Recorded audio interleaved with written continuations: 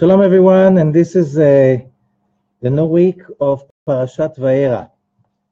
Parashat VaEra is the second parasha in the book of Shmot, the book of Exodus, and it is a very special one because during this parasha we read about 7 of the 10 plagues. So we're really deep into the story, and as we said, we're not talking about something that happened many years ago. Of course it happened many years ago, but to the details, it's nothing to do with us.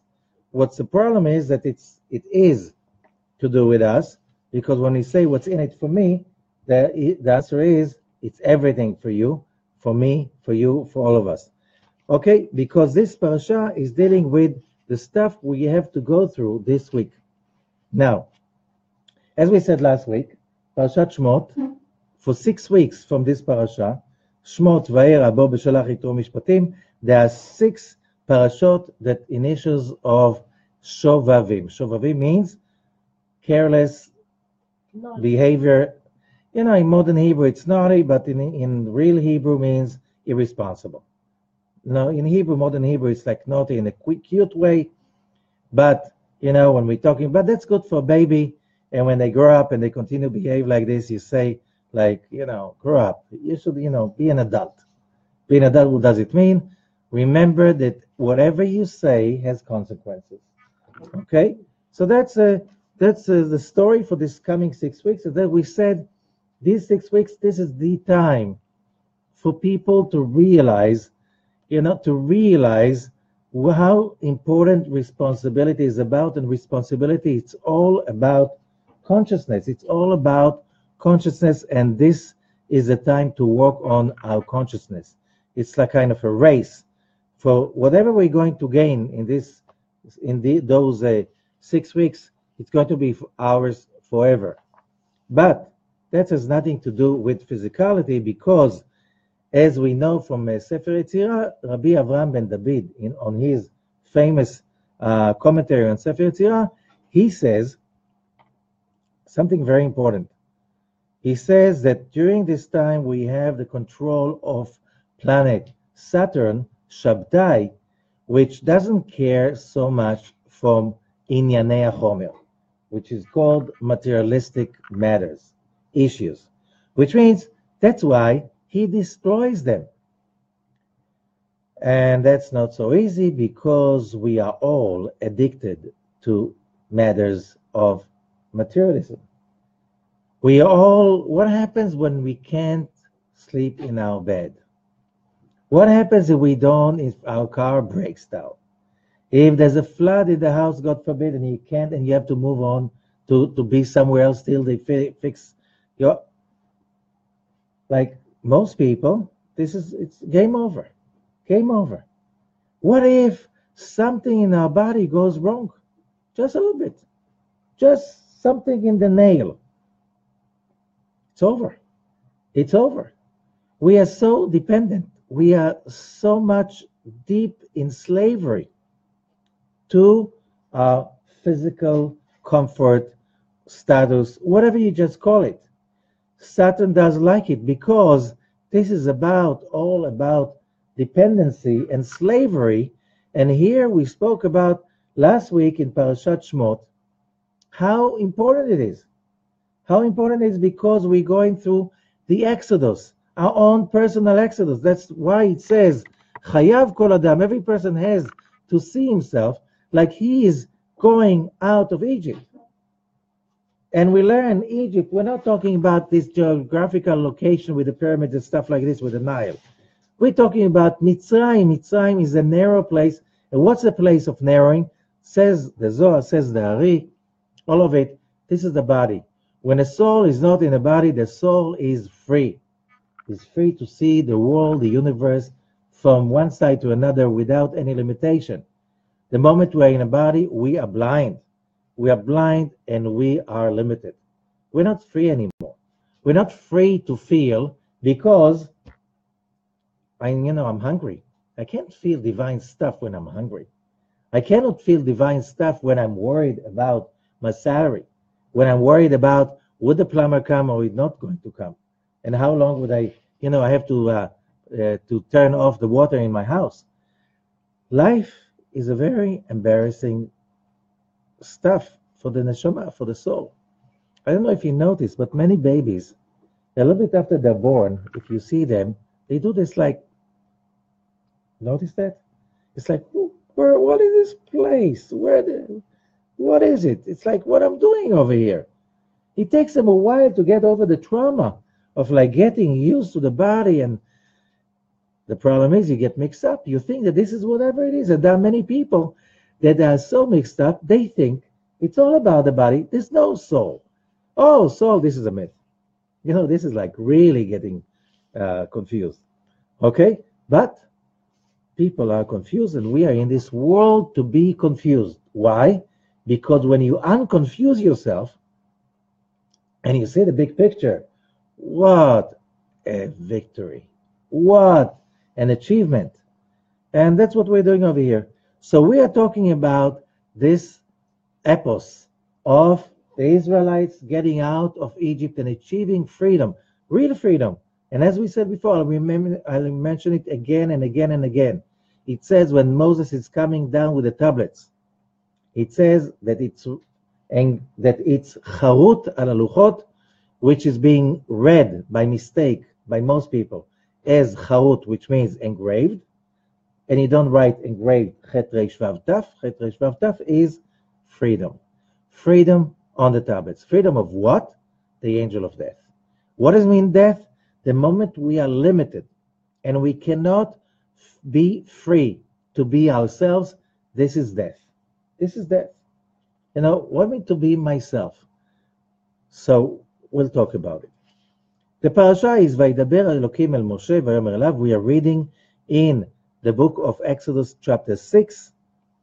And God speaks to Moses and he says to him, Ani Hashem. I am Youdkevitch.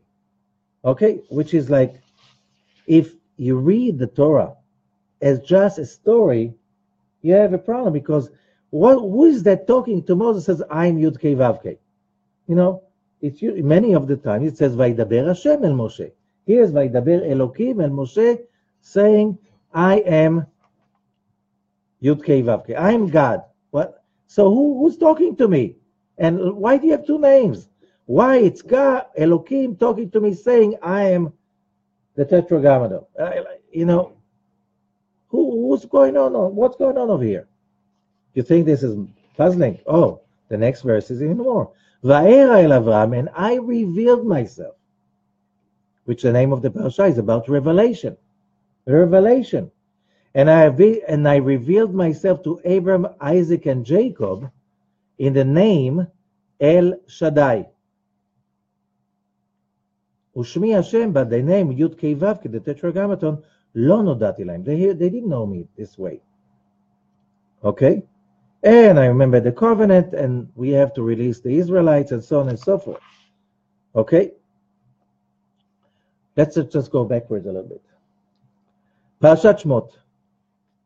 Like the previous parasha, because that mix-up story is even starting earlier. And it says over there, the famous story about the burning bush. Moses is on Mount Sinai with the sheep of his father-in-law, and then he sees this burning bush. He sees this bush burning, and, bushes in the Sinai, I don't know if you've been to Sinai, but, it takes maybe half a second to be burned. There's nothing left after that. And that bush is burning and burning and burning. So Moses, he knows, Sinai, these bushes are like, there's little bushes. You don't have big bushes, and they're very dry. Poof, and they're gone. So, ויאמר משה, אסור נא ואראה את המראה הגדול הזה. So Moses says, we're talking about chapter 3 in the book of Exodus, verse 3, and Moses says, let me go, Asura, let me turn, ואראה and see, again, ויראה, to see, the מראה, the sight, הגדול הזה, this great sight, מדוע לא יבער? How come the bush is not getting burnt? וירא השם כי שר לראות, so when Hashem, Youdkevitch, sees that Moses turned to see, ויקרא עליו אלוקים מתוך הסנה, then Elohim calls him from the bush. What are we talking about? It's not over. And then Moses comes and there's a call from the bush, Moshe, Moshe, Moses, Moses. And Moses answers, Hineni, I'm here. Take off your shoes, don't get too close. This is a holy site. And then he says, you are going to go to Pharaoh and say, let my people go. And Moses says, like, what? Me? Now? You kidding? I have the sheep. No, he doesn't say that, but it's like, send somebody else. I don't know how to talk. I'm going to do that job. Okay? And after that, there's a very famous verse, verse 13, and it says Moses is trying to get away from the job. Somehow it looks like he knew it's going to be a tough job. Running the lives of 600,000 male Jews with their wives and the kids, 2-3 million people for 40 years. He knows, only by miracle he survived it. Okay? But then Moses says to God, to Elohim, okay, let's say I'm going to the children of Israel. And I would tell them, the God of your fathers sent me over to you. V'amruli, mashmo, and I'll ask him, what's his name? And they'll ask me, what's his name? Ma umar lahem, what should I tell them?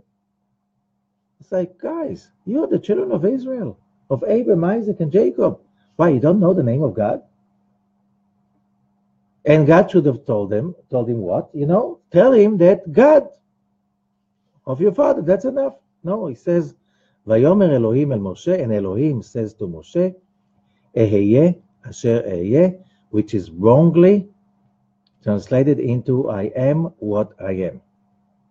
Whoever translates that like this, he has no idea what the Torah talks about. Okay? Now, just to remind you, what's the name of the book? This book is called the Book of Names, Sefer Shemot.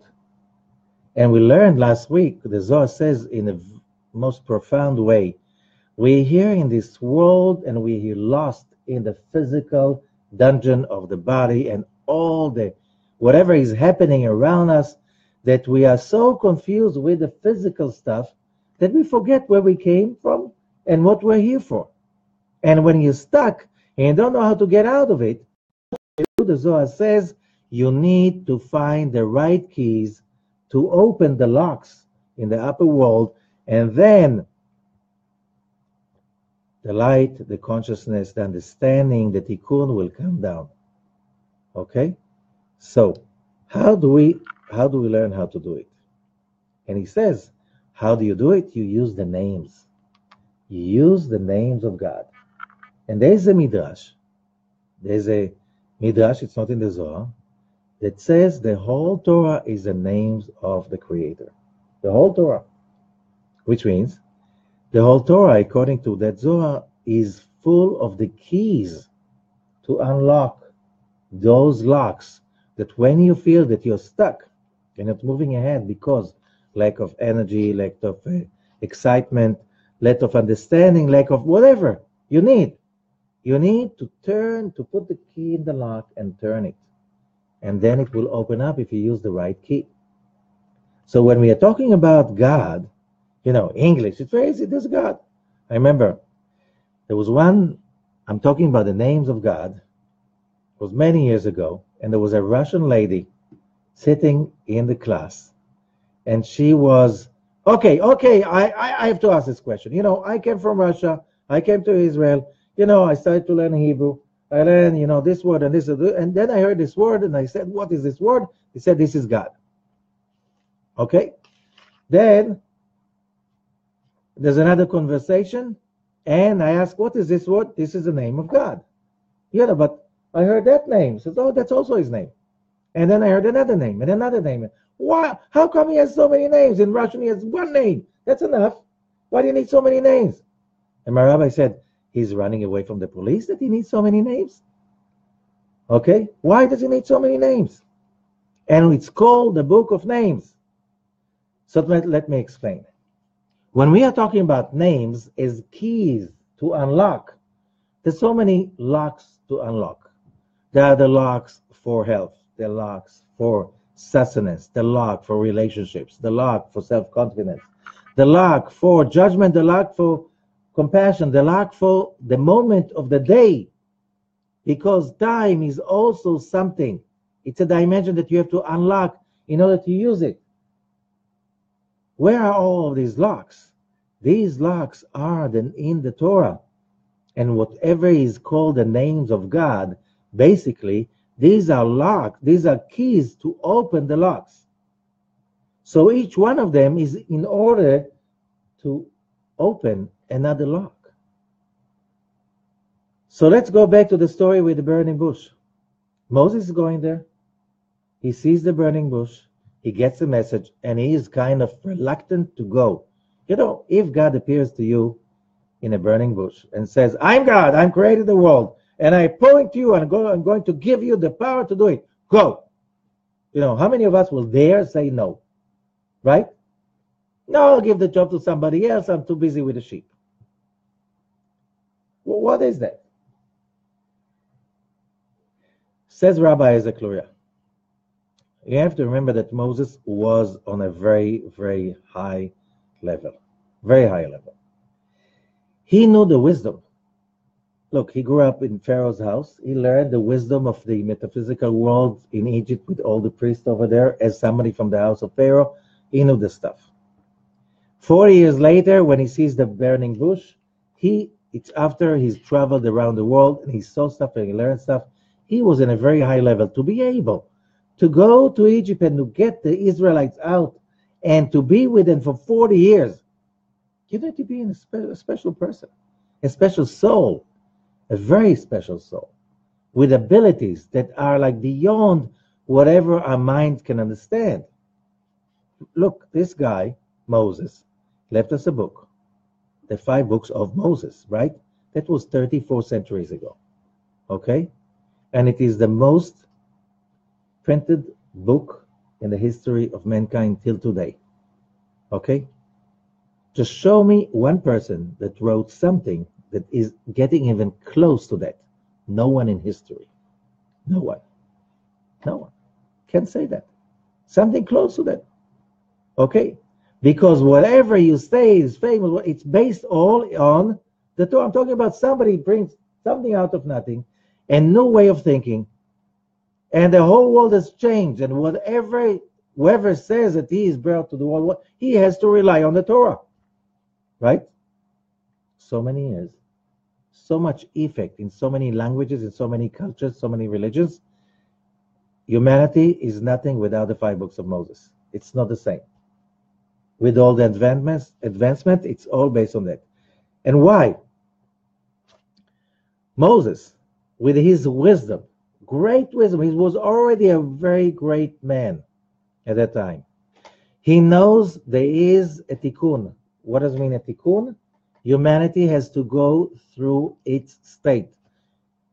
If you look as a Kabbalist about what happens to people, people have to go through process. People, groups of people, societies, countries, nations, humanity. You need to go through a process. Because, look, there is a process. You can't say the world right now is like it was 50 years ago. Not even like 100 years ago. Not even like 150, 200, 500 years ago. The world is moving ahead. You want it or you don't want it, it's moving ahead. You know, sometimes you move backwards, then you move forwards. But you move ahead. Why? I don't think there's a lot of people over here that would like to live a few hundred years ago. No running water, no smartphone, no toilet in the house, no wash machine, dishwasher. Store to buy stuff. Yeah, buying stuff online. How could you live in such a place, right? And more than that, the freedom that a lot of people enjoy, the freedom not to be a slave of anyone. Okay, when you don't like, you just get up and go and move to another place. I don't know if you know, but you know, still in some places in the world, there's still like remnants of that cruelty. But most people were slaves, serfs.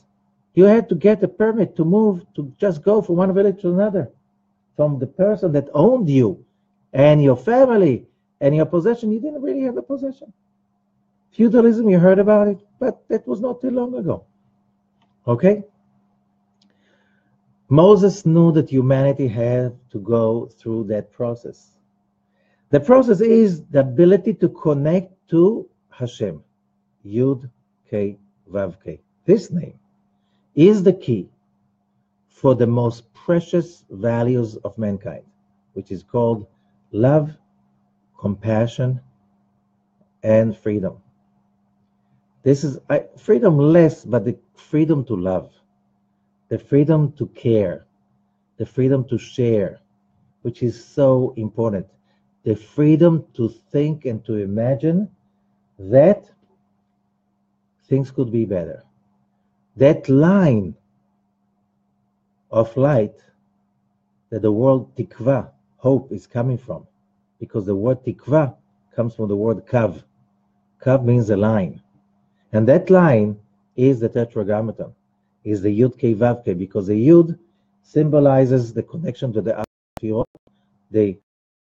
This is the Yud is Chokhmah, the Hey is Binah, the Vav is what is called Zeir Anpin, the pipe that brings the light of the creation down, and the last Hey is our world, the manifestation. The world at that time was not capable of making that connection. People do not have the ability to think hope. The ability to think we deserve better. You know, if you grow up as a slave and you know nothing but slavery, and you come to somebody and say, oh, you could be free. You can walk around wherever you want and do this and travel. And you come to tell it to somebody who was a serf or slave all his life, he looks at you as like, you're going to get me in trouble? I'm going to just be punished by saying something like this. But not about thinking, so you're not supposed to think about it. Whenever I was thinking about it as a kid, my mother, my father, everybody said, oh, shut up. We are here, we have to know our place. Right? So the whole thing of the Exodus is also called delivering. And what it is to deliver, says Rabbi Ezekiel, delivering a consciousness of hope, a consciousness of being a master. Being a master means that you can be compassionate to people, to animals, to the nature, to the world around you, to yourself. That you look at yourself and say, you know what? I deserve to be happy. That's a connection to the Youdkevitch, to that name of God. Moses thought that the slavery in Egypt, as Rabbi Ezekiel explains, is a tikkun. It's a tikkun, it's a correction for those souls gathered in Egypt, that they were involved in the sin of Adam, in the flood of Noah, in the Tower of Babel. All of this terrible stuff that happened in the past, those souls are right now gathering all over again in Egypt, and they have to go through a process. The process, part of the name of the game is process. And the process has to take 260 years. That's what Moses knows, 260 years. Why? Yud, K, Vav, K. You know, Hebrew letters are also numbers. Yud is 10, Hey is 5, we have two of them, so it's 10. So, and Vav is 6, together 26. 10 Sefirot. The correction has to happen in 10 levels. Together, 26 times 10 is 260. How do we know? Because it says that Moses came to the bush, Sar Lirot, which is a very weird word for that connection, because Sar means, I was on my way to my office and I got off my track to visit you because I thought about it. That Sar means getting off the road. What road? He's on Mount Sinai. Till today, there are no roads over there. Okay, whoever climbed the mount, there are no roads. Okay? What road? And you're just hanging there with the sheep, okay? And then you see this burning bush, so you go to see. You don't use the word sar. But sar Remember, Hebrew is also numbers. Samech is 60, Reish is 200, 260. Why is it important for us? Because in his belief system, he knew that correction is in the level of Youdkevitch. He knew that that has to be corrected on 10 levels. So he was sure that that has to take 260 years. So when the Creator reveals himself to Moses, says, go and tell Pharaoh, let my people go.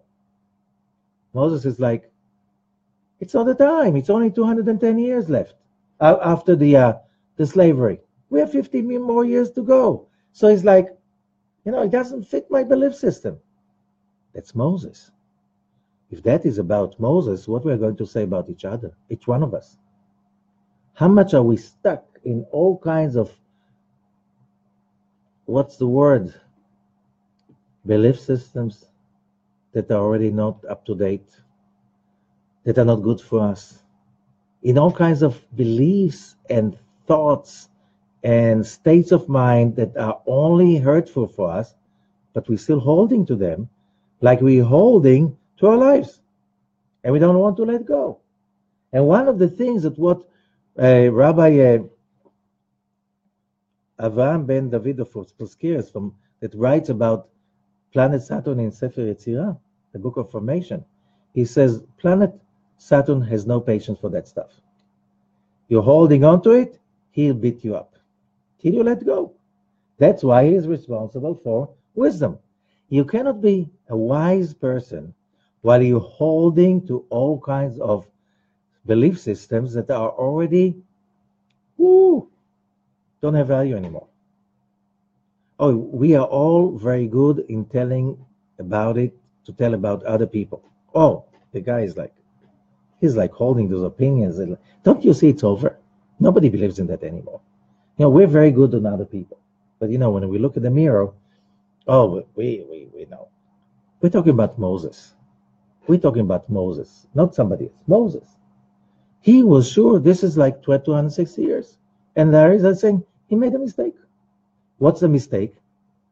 That because of the witchcraft of the ancient cultures at that time, especially Egypt, the darkness was so thick and so terrible that consciousness, which is called Youdkevitch, which is called hope and compassion and love and chesed and kindness, had just to hide. Where? In a higher level. It's like Zeir Anpin, that level which is called Zeir Anpin, which is the Youdkevitch, had to go back to the womb of his mother. It's like that level had to come back to its source. And what is the source of that? Is the level which is called Bina, or the name of God, that is Aleph, K, Yud, K, Eheye. So he doesn't say, I am what I am. He says, Eheye is the level that he's sending you right now. Why? Because Eheye, Aleph is 1, He is 5. Yud is 10, He is 5, together is 21. 21 times 10 gives you 210. The Creator says to Moses, Moses, you have a mistake. It's not about 260. It's about 210. Today it's over. Go and get them. Time is up. And Moses, he doesn't. He takes some time. He argues with the Creator. How many times we argue with the Creator? We get the push. We get the drive. The cup is being pulled out under our feet. Okay? Everything moves around. And we're hysterically trying to hold on to something that is not going to be there anymore. It's over. Get used to it. This stage is finished. It's over. Get used to it. Enjoy the next stage. Embrace the next stage. Whatever you went through because you had to. It was all for the good. Now, it's time for the next stage. And if you don't get it, if you don't accept it, oh, this is painful. Because then you're going to be beaten up. And that, how do you say to be beaten up? What is to be bit? That's in Hebrew, Maca. In the English translation, you have in this parasha 7 plagues. Oh, a plague. When was the last time You heard somebody saying the word plague, and he was not cursing. Okay? But the word in Hebrew is Maca. Maca is a hit. Everybody use that. Maca is a hit. 7 hits we get on this parasha. Why? Because we don't want to release. Oh, we like our slavery. You know what? I'm used to it. Leave me alone. And how do we see that? By the end of the parasha, the previous parasha, Parashat Shmot, Moses goes to Pharaoh and he says, let my people go. Which is basically it's not the translation. The translation is, Shalach et ami, send my people away. Send them away. What did Pharaoh say? What is Pharaoh saying? Pharaoh says, who is this Youdkevitch? I don't know him. You know, guys, you're thinking about freedom and going away. You're not working hard enough. You're not working hard enough. No. You know what? The deal was till now, the Egyptian government will bring you the straw. You get the mud and you make bricks out of that mud and straw. You're not working hard enough. You're going to get the straw by yourself. And you have to meet the same quota every day. If not, you're going to be punished. And things are getting worse. You know, you have to, at the same time, to meet the quota, you have also to gather the straw and then make the bricks. They can't meet the quota. So the police, it says Shotrei Bnei Israel, the police, the Israelite policemen of the Israelite people are getting beaten up. They come to Moses and say, Moses, look what have you done? You make Pharaoh hate us. Just you know, don't make waves. Just a second. Your boys are being executed, thrown to the Nile for a long time already. Okay? People die like crazy, like all around because of slave labor in the terrible heat in Egypt. Have you been to Egypt in the summer? Terrible. Okay? And you don't want to upset Pharaoh? He tries to kill you for 210 years already. Somehow, by miracles, you survive. You don't want him to hate you. Like he likes you. He likes us. It's like there's a Russian Jewish joke about those two guys, two Jews, somewhere in the 19th century. They were blamed for nothing, and they were judged to be executed. They go to the gallows, right, with a noose on here, and on the way, one of them is saying, it's like, it's too tight. And his friend says, be quiet. They'll get upset about us. Why is this Jewish joke? Because it's about the same thing. We still have people around us that always behave this way. Always behave like, this guy, we know you hate. He hates you. He wants to. No, let make him love us. He's not going to love you. Don't worry. But this victim mentality is everywhere. And, you know, we're very wise and smart when we look at other people.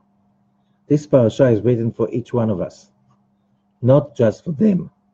They should read the parasha because they should understand. We all have those states of mind that we have to get rid of. And if not, we're going to hit by that till we let go. So the end of the parasha is, it's becoming worse. And Moses complains to the Creator, why did you send me? Since I came, it became even worse. Have you heard about healing crisis? Okay. Somebody, every year I bring this example again. Somebody wants to get rid of an addiction. Cigarettes, okay? Drugs. And he gets that force and he stops smoking. And what do you think? It's becoming amazing the next day? Oh, yes. Thank God I stopped with it. No, you get sick, very sick. The reaction is usually much worse than staying addicted. Why? You have to buy yourself out of it. There's a price. You have to know there's a price. Freedom, changing a state of mind, moving up to a higher place, you need to buy that level. Says the Zohar in the beginning of Parashat Terumah, for free, you get only troubles. You want to achieve something, you have to give whatever you're being asked for. You have to pay for it with everything that is precious for you. Why?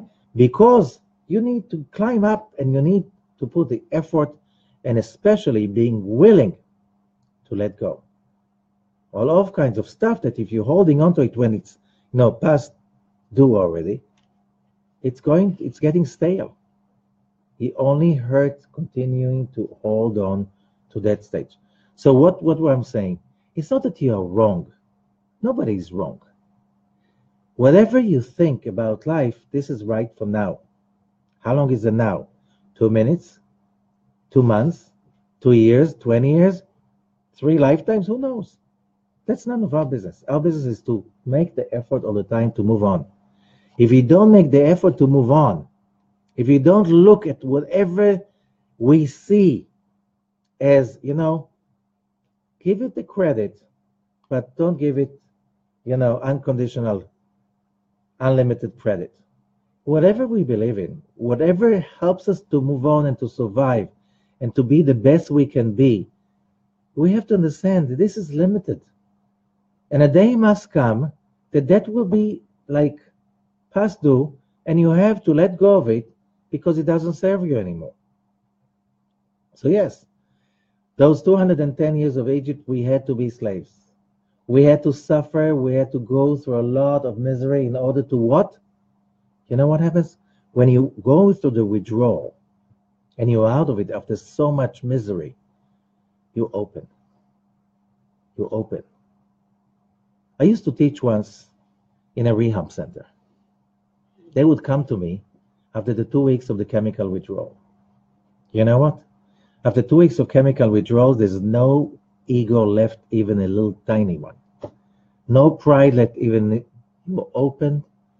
You're not, your body is consciousness is too tired to argue. It's like you see the world the way the way it is. I used to come for an hour, sit with the people in the rehab center. And in 1 hour, I would deliver Kabbalah 1 beginner's course and a 20.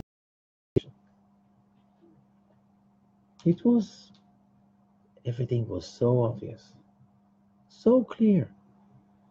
Most of the study, says the Zohar and also the Talmud, is not about intelligence. A plus B equals C, blah, blah, blah, blah. 3 times X plus Y equals Z, blah, blah, blah, blah, blah. No. Most of the problems we don't understand is because we have to really put the effort and get the light and the positivity in order to eliminate the dark mentality that is holding us back. The slave mentality, the victim mentality, the hate mentality, all kinds of excuse mentality, whatever victim, whatever slave mentality we have. Because we all slaves to some form of Egypt. We all. Otherwise, you won't be here in a body. The moment you're free, you don't need your body anymore. You have to understand that. It's all about that fight. Freedom and happiness can be only acquired not because when everybody will behave himself, I'll be finally happy. I'm okay. If everybody will be like me, humanity will be the most amazing group of people to love. Hello, wake up. It doesn't work this way. Why? Nobody's like you. Nobody's going to be like you. And by the way, you don't know who you are. What you think you know is not really you.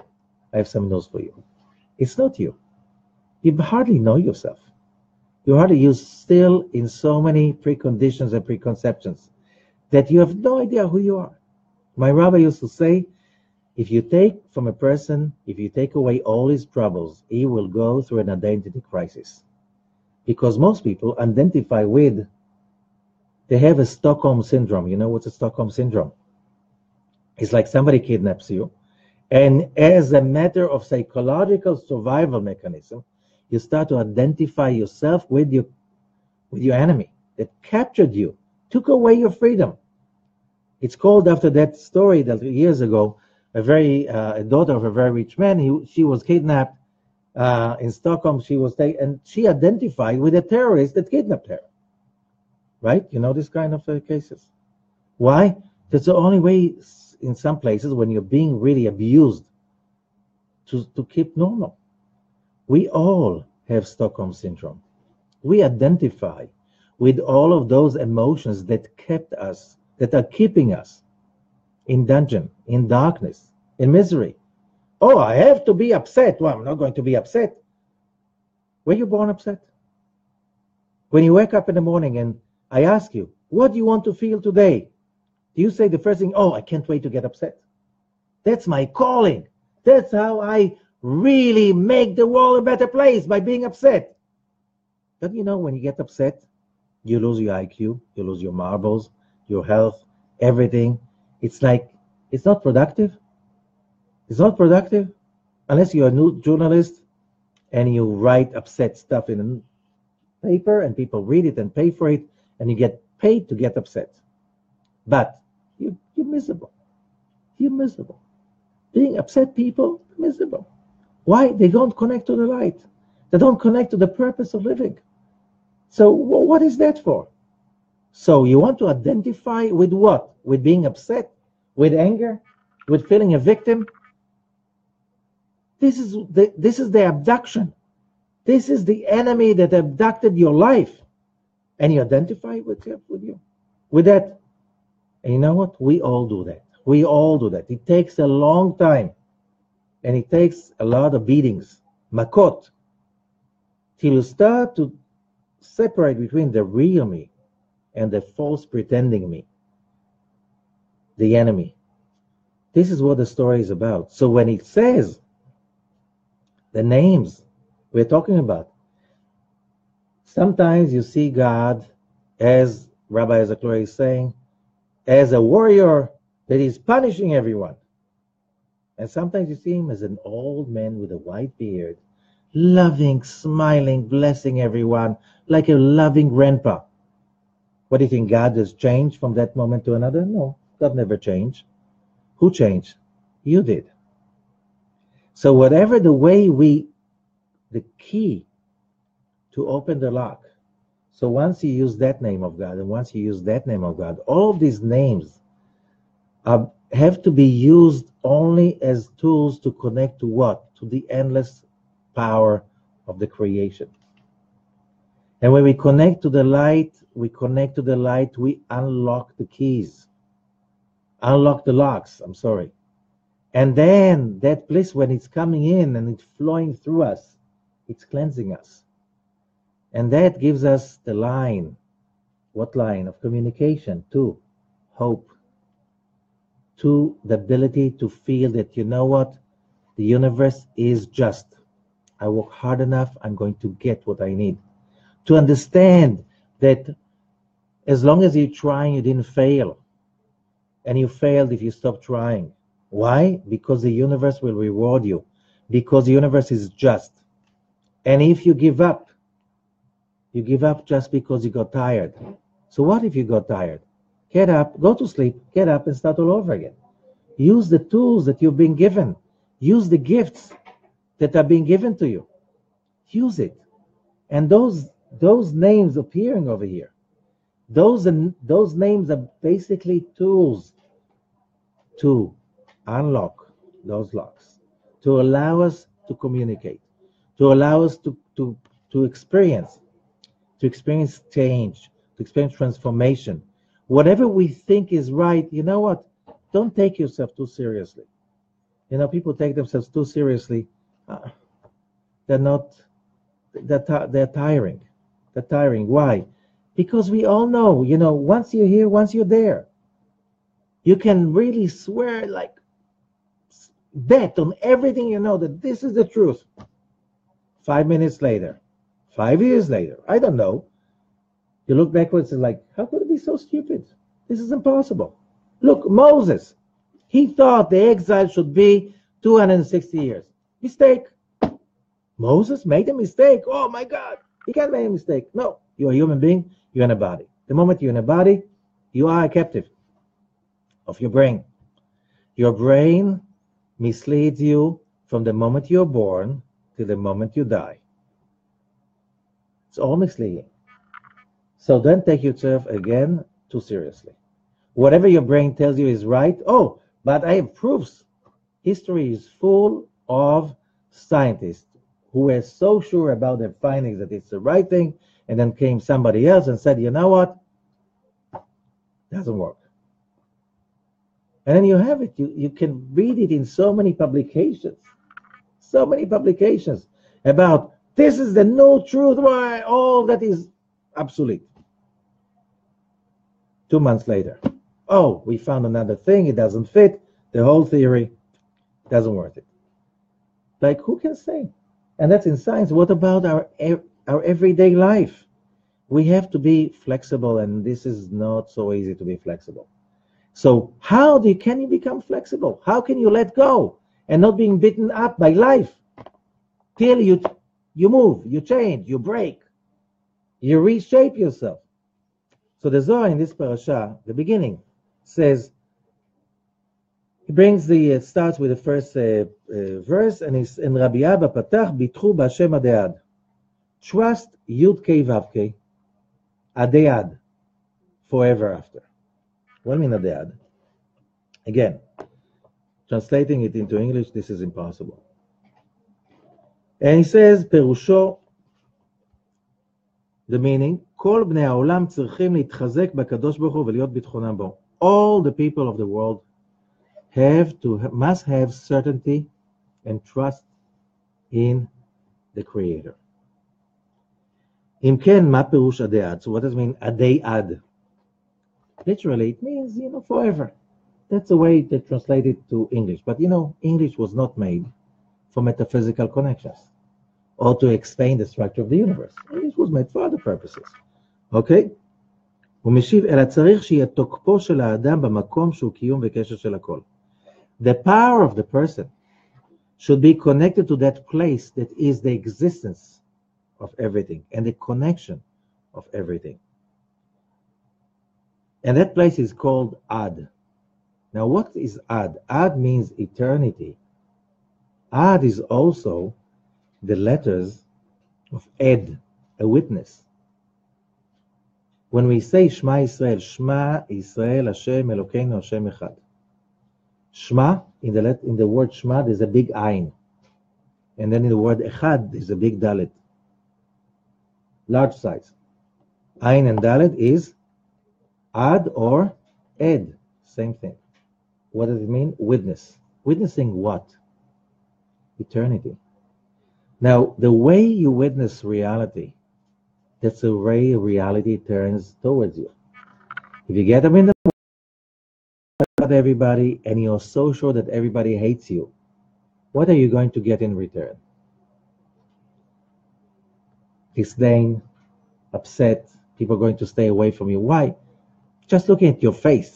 No, it's better stay away from this guy, right? You wake up in the morning and you think the whole world loves me. Everybody wants to be your friend. Everybody comes near to you. And not just, and if they come near to you, they come even closer to you because they'd like to stay with you. Why? Because that's the way you see the world. So the way you witness the world, that's the way it becomes. And that's the whole basics of the uncertainty principle. It says the way you measure stuff, that's the way it becomes. So if you measure the world from a place of certainty, in what? That this guy, who runs the show? Oh, there's only one guy who runs the show. That's the Creator. He runs the show. Yeah, so how come this show? So that's what Moses is asking the Creator in the end of Parashat Shemot. Lama hareot ha'am hazeh.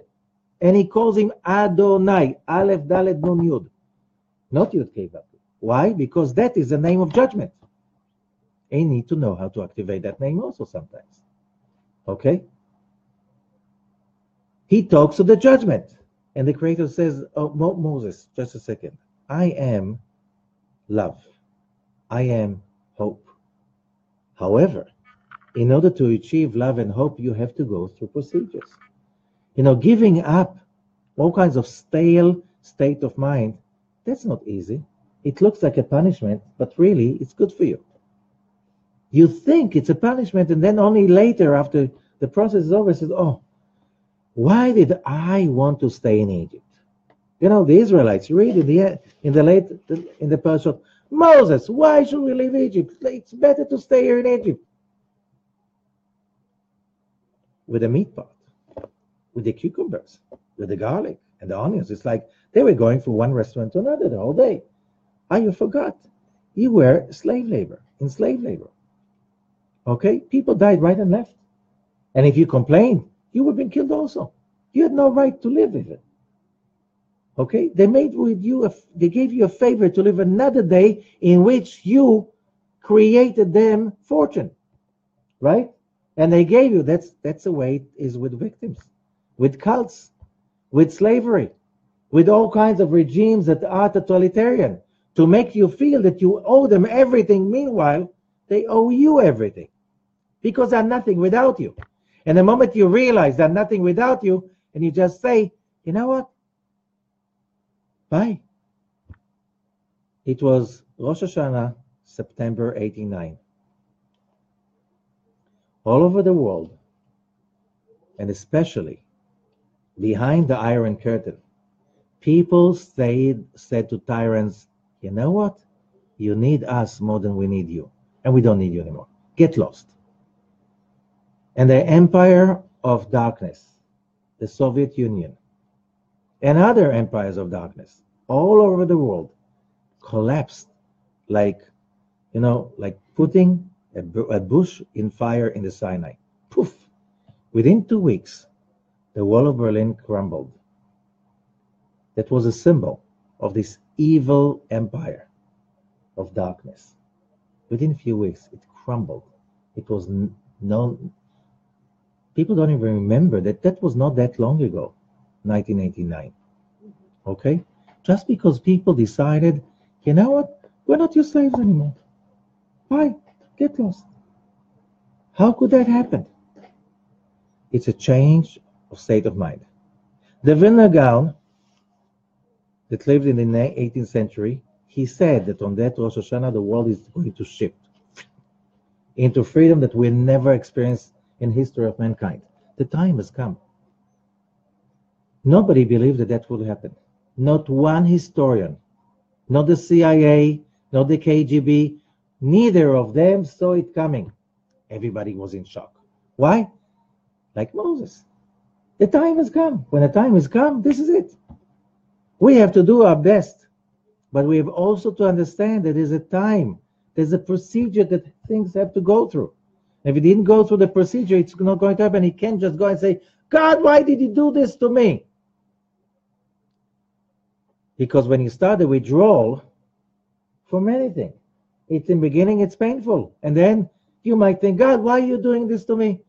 And what God said to Job, I didn't do that to you. You're doing this to yourself. Why are you putting it on me? I'm just trying to help you. And meanwhile, you have to get out of it. And the more you attach to your addictions, the more you attach to your victimization, whatever, the more painful it's going to be. Why do you have to study Torah? Because by studying, meditating, using the 72 names, the Ana Bekoach, the different Yehudim of Youdkevitch, Vav, Ken, Aleph, Dalet, Nun, Yod, and whatever that you learn when you learn Kabbalah. It's all about you just turning the keys in the locks, and it happens in a much easier, faster, smoother way. You don't want? Okay, it will happen. It will take longer. And it will be much more painful. But this is what life is about. And by the way, to remind us, we wanted it this way. We didn't want it easy. We didn't want it simple. We wanted it puzzling, upsetting, scary. Lots of kids, they go to all of these theme parks. If they were not scared, totally like they're going to die any second, it was not fun. Where is that taken from? Life is scary enough to enjoy it. If it's not scary, you don't enjoy it. Everything is nice and comfortable. After a while, it's like, it's too good to be true. Something's wrong about it. Something is wrong about this, right? Don't you see people looking for adventures? Like, what were you thinking to yourself? You had everything comfortable. We don't believe in everything being comfortable. We don't believe in things being easy. We believe in hard work, and the hardest work is to change state of mind, to realize that life is not once, twice, three times. It's every day fighting the old preconditions, the old state of mind. Why you woke up today in the morning in order to do what? To live like you lived yesterday? That's stale already. Yesterday was good for yesterday. What's new for today? When a person goes to sleep and his soul goes upstairs and he's being asked, what do you have new to show me? What have you revealed? What's new witnessing? What's a new state of mind that is coming from what place? Total certainty that everything can go around in circles, they can go up and down, they can come and go, they can be born and die, but it's one thing that never changes: the eternity of the light of the Creator. This is a given that never changes. Everything else changes all the time. You try to fight that change, that's going to be painful. You're going to be hit once, twice, three times. And Pharaoh is getting hit because Pharaoh is a symbol of our body consciousness. Pharaoh is the same letters as Hafra'ah. Hafra'ah in Hebrew means disturbance. So this parasha is about letting go, not blaming anyone, realizing that change has to come, that hope is inevitable. And when you arrive it, don't look backwards with anger. You realize it had to go. I had to go through these stages. I had to go to this, and every day I have to ask myself, how do I see myself more free and more connected to, more affiliated to the light of the Creator? And don't expect it to be complete tomorrow, not even next week, by the way. You know when it's going to be over. It's not going to be over till when it's over. How do you know? Ends well, all is well. And if it's not the end, if it's not well, that's not the end yet. Okay, very simple. More stages to follow. We need to have the patience to go through the stages and need to understand these are stages. That whatever you think is right because you went through so much in order to get that, you have to understand that this is also a stage, and that's going to be overdue in a minute, 2 minutes, an hour, day or two. Has to change. It's a never-ending story. And you write the story.